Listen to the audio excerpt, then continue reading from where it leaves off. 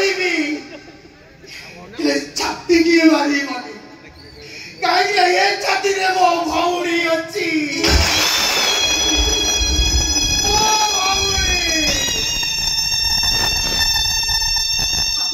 ବଳକୁ ବହୁତ ଭଲ ପାଆନ୍ତି ସେଥିପାଇଁ ତ ମତ ଦେଉନି ଆଜି ମୁଁ କ୍ଲିୟର କରିଦେବି ଖେଳା କରିବାକୁ ଚାହୁଁଛି।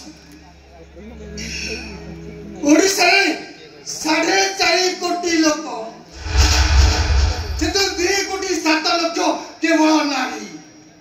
ଜଣେ ଜଣେ ନାରୀ କି ଯଦି ଜଣେ ଜଣେ ପୋଲିସ ଜଗେ ଆଇନ ଶୃଙ୍ଖଳା କେବଳ ନାରୀ କି ଜଗିବାରେ ହିଁ ଶେଷ ହେଇଯିବ। ନିଜକୁ ନିଜ କାନ୍ଧରେ ବହିବା ଶିଖ ନିଜ ପଥର ଧର ଲାଠି ଉଠାଅ ଦେଖିବ ବିପଦ ଆପେ ଆପେ ଟଳିଯିବ।